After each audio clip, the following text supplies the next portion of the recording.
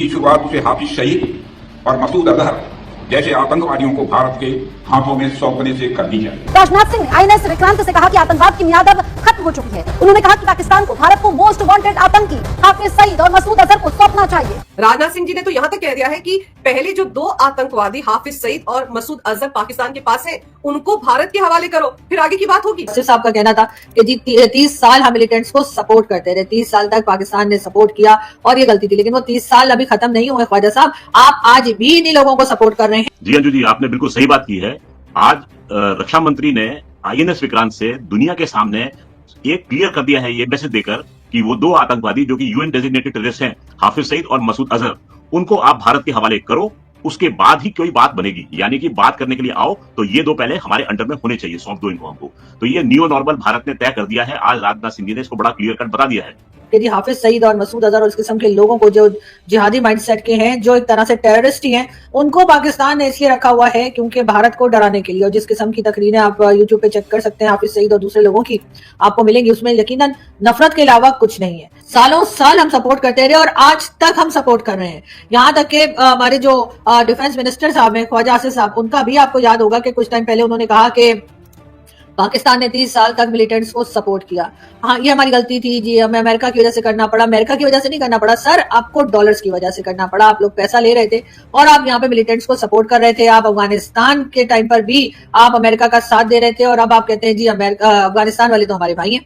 धमकियां दी जा रही हैं, भारत को धमकियां दी जा रही हैं, भारत के प्राइम मिनिस्टर नरेंद्र मोदी को। और अच्छी बात यह है कि हमारे यहाँ से कई लोग, जिसमें कि हुसैन हक्कानी साहब भी शामिल हैं, जो कि यूएस में पाकिस्तान के एम्बेसडर भी रह चुके हैं, जर्नलिस्ट भी, बहुत अच्छे जर्नलिस्ट में शुमार किए जाते हैं, उन्होंने भी इस क्लिप को शेयर किया है और कई दूसरे लोगों ने रीट्वीट किया है और कई लोगों ने और भी शेयर किया है हिंदुस्तान पाकिस्तान से। और बताया यही जा रहा है कि पाकिस्तान अभी तक इस तरह के जो जिहादी माइंडसेट के लोग हैं उनको ना सिर्फ ये कि प्रमोट कर रहा है बल्कि सपोर्ट भी कर रहा है। अब अगर जगह जगह इस किस्म के लोग बात करते दिखाई देंगे, जगह जगह इस किस्म के लोग भारत को धमकियां देंगे और कहेंगे कि जी तुमने अगर गोली की बात की है तो फिर हम भी तुम्हें देख लेंगे। नमस्कार दोस्तों, आप सभी का स्वागत है सिर्फ भारत पर। दोस्तों, राजनाथ सिंह ने अरब सागर में तैनात आईएनएस विक्रांत का दौरा किया। उन्होंने नौसेना के अधिकारी और जवानों से मुलाकात की, साथ ही साथ उनका हौसला बढ़ाया। आपको बता दें, ऑपरेशन सिंदूर की सफलता के बाद केंद्रीय मंत्री राजनाथ सिंह आईएनएस विक्रांत के दौरे पर थे। तब उन्होंने कहा कि पाकिस्तान के हक में यह बात होगी कि वे अपनी ज़मीन पर चल रही आतंकवाद की गतिविधियों को बंद करके फेंके। इसकी शुरुआत उसे हाफिज सईद और मसूद अजहर जैसे आतंकियों को भारत कर सौंप कर करनी होगी। ये दोनों न केवल भारत में मोस्ट वांटेड हैं बल्कि यूनाइटेड नेशन डेजिग्नेटेड आतंकवादी भी हैं। आपको बता दें, राजनाथ सिंह ने पाकिस्तान को धमकी भरी चेतावनी देते हुए कहा कि यदि वह पाकिस्तान भारत की बातचीत चाहता है तो इन दोनों आतंकवादियों को भारत को सौंपना होगा। ये देखते हैं इस पर मीडिया का किस प्रकार का रिएक्शन आ रहा है। और अगली बारी पाकिस्तान को पता था कि आप लोग एक्शन में आने वाले हो और ऐसा हो सकता है कि अगली बारी आप ही लोग करोगे।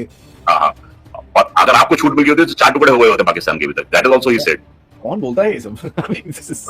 This tone is totally different, and I know earlier Pakistan wouldn't have taken this tone very seriously, but now they would be watching, observing each and every twitch of the eye of every leader who gives a statement. Now you see the change in the tone of every leader. You saw Congress के जो leaders थे who had gone outside or in the delegation. Shashi Tharoor, he blasted Trump. Sitting in the US, he blasted Trump. बाकी Panama वगैरह Colombia जाते हैं, he maintains that friendly posture, but he conveys the point very clearly. Salman Khurshid goes to Korea and he clears everybody. Asaduddin Owaisi says क्या? These stupid idiots. Jokers. हाँ, his statements are such कि वो quotable quotes पे जाएंगे वो. अच्छा, सलमान खुर्शीद तो now he has gone to the extent he has said that abrogation of 370 was a good decision. Bharat की तरफ से यही कहा गया कि जो टेरर कैंप थे उनको उड़ाया गया है और उसके साथ इन्होंने ये भी कहा कि जी यहाँ पर पाकिस्तान जिस तरह से सपोर्ट कर रहा है इन टेररिस्ट को, उसको देखते हुए जो ऑपरेशन सिंदूर है वो भी खत्म नहीं हुआ है और अगर फिर कुछ भारत में हुआ तो हम भारत जो है वो यकीनन एक बार फिर पाकिस्तान की तरफ आ सकता है और पाकिस्तान के पे इस किस्म के अटैक्स हो सकते हैं। क्या वो प्राइम मिनिस्टर शहबाज शरीफ की इस बात से एग्री करेंगे कि पाकिस्तान जो है वो हर तरफ अमन चाहता है, पाकिस्तान जो है वो हर किसी कंट्री के साथ अपने टर्म्स को बेहतर करना चाहता है और किसी तरह से भी पाकिस्तान जो है वो किसी टेररिज्म के अंदर या कह लीजिए जो टेरर एक्टिविटीज है उसमें इन्वॉल्व नहीं है? क्या पाकिस्तान ये समझा पाएगा? अगर पाकिस्तान वाकई में समझता है कि तमाम चीजें देखने के बाद इस तरह के लोगों की जो स्पीच चल रही है इनकी सोशल मीडिया के ऊपर और धड़ाधड़ शेयर की जा रही है, अगर ये सब कुछ देखने के बाद दुनिया ये समझे कि पाकिस्तान ऐसे लोगों को, ऐसे जिहादी माइंडसेट के लोगों को सपोर्ट नहीं कर रहा, तो यकीनन ये उनकी सबसे बड़ी गलती और सबसे बड़ी बेवकूफी होगी। इसलिए कि बिल्कुल पाकिस्तान इस तरह के लोगों को ना सिर्फ ये कि सपोर्ट कर रहा है, फंडिंग भी होती है, और फंडिंग भी ऐसी वैसी नहीं होती कि आप समझे कि सिर्फ गवर्नमेंट की तरफ से हो रही है या आम लोग जो है थोड़ी बहुत फंडिंग कर रहे हैं, ऐसा नहीं है। लोग जो है बड़े बड़े जो बिजनेस कम्युनिटी के लोग हैं वो तक इस तरह के लोगों को और इस तरह के जिहादी माइंडसेट के जो ग्रुप्स हैं, चाहे वो TLP हो, चाहे वो तहरीके लबैक की जैसे मैं बात कर रही हूँ, या और कई जैश ए मोहम्मद और कई दूसरे लंबे चौड़े इनके नाम है, लश्कर जंगवी और पता नहीं क्या क्या, 30 साल हम मिलिटेंट्स को सपोर्ट करते रहे, 30 साल तक पाकिस्तान ने सपोर्ट किया और ये गलती थी। लेकिन वो 30 साल अभी खत्म नहीं हुए ख्वाजा साहब, आप आज भी इन्हीं लोगों को सपोर्ट कर रहे हैं, आप आज भी इन्हीं लोगों को बचा रहे हैं। अगर ऐसा ना होता तो यकीनन हमें ये पॉलिटिकल रैलीज में और खुला दिन की रोशनी में कैमरा लगाकर लोगों के सामने इस किस्म के लोग जिनको के इस वक्त जेल में होना चाहिए था, जिनको के इस वक्त सजा हो जानी चाहिए थी, वो हमें खड़े हुए धमकियां देते हुए दिखाई ना देते। ये टेरर ग्रुप्स जो है ये पाकिस्तान ने पाल कर रखे और आज भी उनको सपोर्ट किया जा रहा है। अगर कोई ये कहता है कि जी आप ये सफाया करना चाह रहे हैं, आप ये ठीक करना चाह रहे हैं, तो हो सकता है किसी हद तक कुछ ग्रुप ऐसा हो फोर्सेस में से या गवर्नमेंट में से जो इन लोगों को खत्म करना चाहता हो, इन लोगों को रोकना चाहता हो, लेकिन मेजोरिटी ऐसा नहीं चाहती। इसलिए कि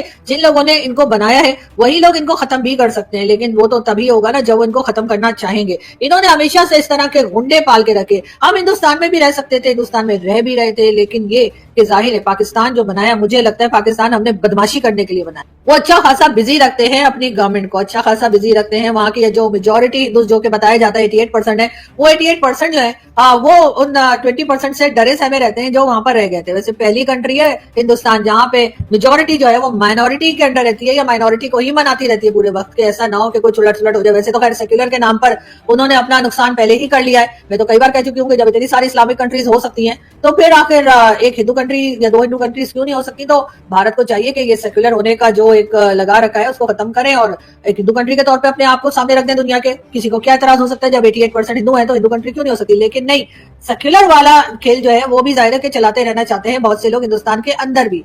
मुझे लग रहा है ये गहरा राज्य का कमाल है और गहरा राज्य इस समय ये चाहता है कि हिंदुस्तान जो है वो सुरक्षित रहे। देखो होता क्या है कि द मोमेंट इंडिया इज नीडल्ड, ठीक है, इंडिया विल रिटेलिएट। अच्छा, हमने अपना मेक इन इंडिया तो दिखा दिया इस समय, बट मेक इन इंडिया की अपनी एक लिमिटेशन है, ठीक है। आपने सपोज 500 मिसाइल बना के रख ली है, बट अगर आपको 501 भी मिसाइल फायर करने का मौका आता है तो what will you do is you will go into the market and you will buy. So probably they want India to move to a stage where make in India जो है वो पीछे छूट जाएगा and India will again go into the market to buy. So in their interest, India should always be at a stage where it is spending money on the defense budget. This is my presumption. So कुछ भी हो जाए, they will strengthen Pakistan, they will embolden the terrorism, so that India is always needed. हम अपना defence budget इसमें लगाते रहे। हमारी इकोनॉमी जो कि आज ट्वीट किया था हम लोगों ने कि 7.5 लास्ट क्वार्टर का जो है हमारा अचीवमेंट जीडीपी का, वो अचीव हो ना पाए वो।